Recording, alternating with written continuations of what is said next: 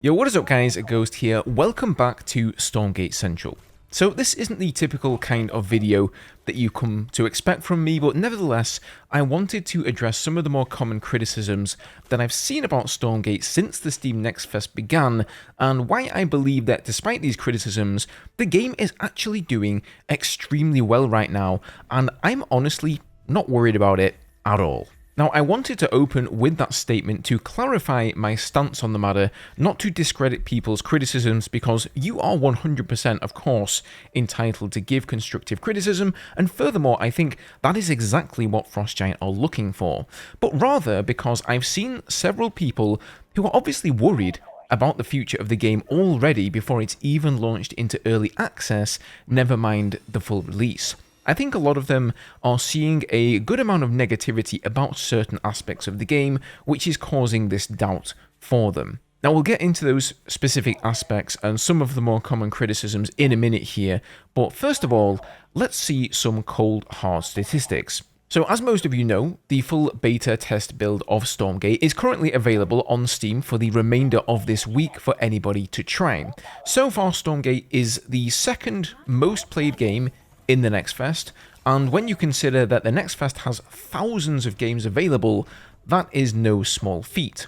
It is the most played RTS game in the Next Fest, and as of the recording of this video, it's actually moved up the Steam wishlist leaderboard 7 places from the 49th most wishlisted game to the 42nd.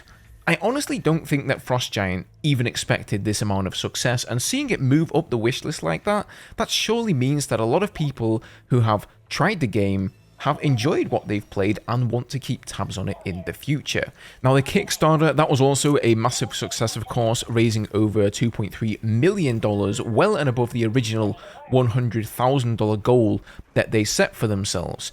So if the community are seemingly welcoming Stormgate with open arms, why are we seeing so much negativity written about the game?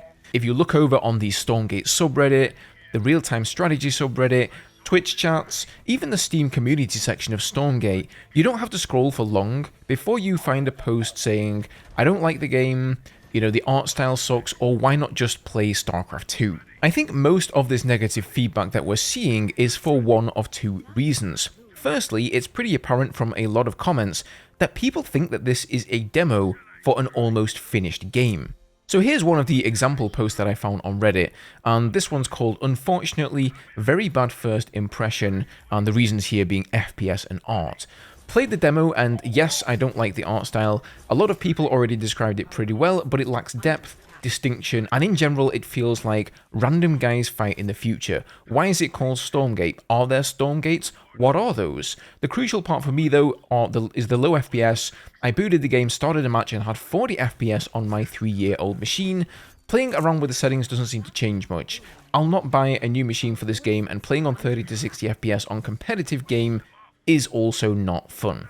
So this guy here is complaining about a lack of lore and cohesive world storytelling, and he's complaining about the performance of the game. Two things which have barely been touched at all, because this simply isn't the focus of the current playtest. I think a lot of players have come to recognize the term beta as essentially a demo for an otherwise finished game, and what you see in the beta is what you're going to get with the full release. This is clearly not the case for Stormgate, as most of you guys know, but I'm not sure that everybody else does. I do think that Frostgiant could have done with maybe slapping a big message on the home screen of Stormgate when you log in, emphasizing the fact that this is a beta in every sense of the word. There are a lot of core features missing still, and a lot of work remains to be done. So that's the first big reason. The second reason is that people complain way more than they give praise. So for my day job, I work as a professional chef, and I definitely observe that there are way more people who will make the effort of writing a negative complaint about a restaurant, for example, than those who will bother to write a positive one. There are certainly some people who do take the time out to express their joy or how great of an experience something was on a public forum, but most of the time, if you're happy with something, You just go on your merry way. It's only when you're unhappy and you feel let down or cheated that a lot of people will go out of their way to leave negative feedback. And I do think that is what's happening a little bit with Stormgate here. I think the majority of players do enjoy the game, which is evident by the wish lists, but there is a vocal minority who didn't and are voicing that feedback anywhere they can. However, as I said earlier, if you are one of those people watching who has voiced negative feedback, I'm not necessarily saying that you're wrong. So let's take a look at the two most critical points of feedback about the game. So the first one is, why play Stormgate when you can just play StarCraft 2? It's too similar to StarCraft and they didn't innovate enough. That is a sentiment that I have seen all over the place. Now, it is true that Frost Giant have marketed their game as a successor to games like StarCraft 2 and Warcraft 3, and that's exactly what got me excited in the first place. I really wanted StarCraft 3, I would have loved a Warcraft 4, and I'm certain that a lot of the folks at Frost Giant who used to work on these franchises would have loved that too.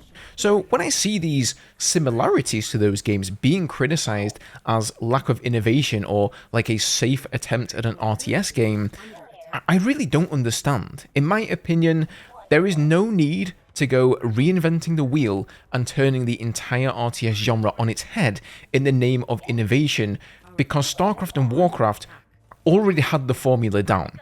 So Frost Giant took inspiration from those titles, they took what worked, and they are changing and innovating on what didn't work.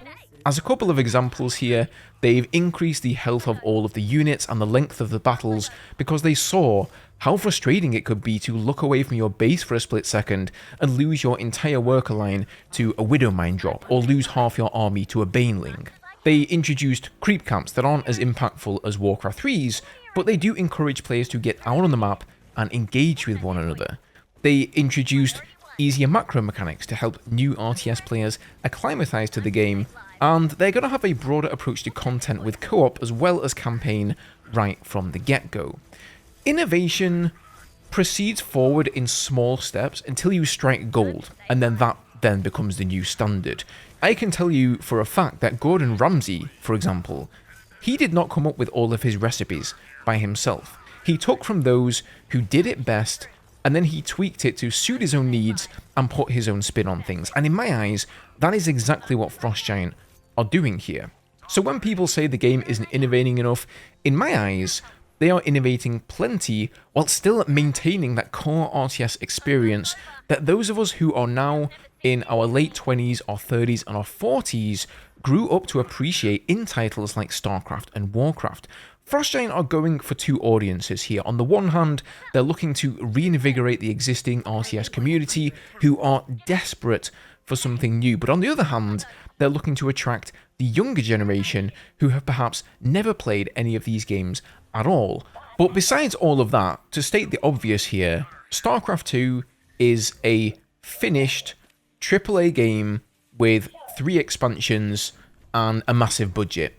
And Stormgate is currently in beta and has a far smaller budget than StarCraft 2. So it really isn't fair to compare them at all. But you know, I can understand why people do that still.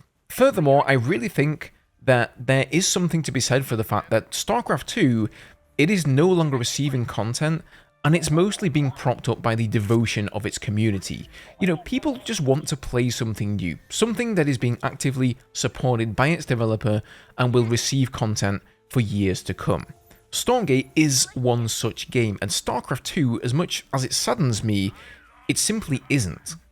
Now, the other big complaint I see about the game is that the art style doesn't look good, it has no soul, and it doesn't really feel like a fleshed out real world.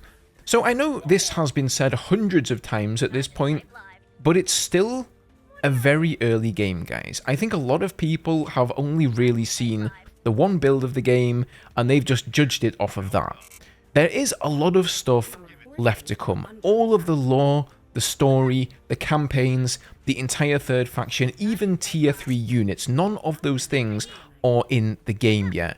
Those are all huge pillars of the overall experience that are still missing, so it's no wonder if it doesn't feel like a whole package. Now, I've had the pleasure of playing the game from build to build since about November last year. And I can promise you guys that with each new build, new unit models come in, new sounds come in, new animations come in, and I really think that a lot of the personality and feel of a game comes with those polished animations and sounds. You would honestly be amazed how much of a difference that they can make.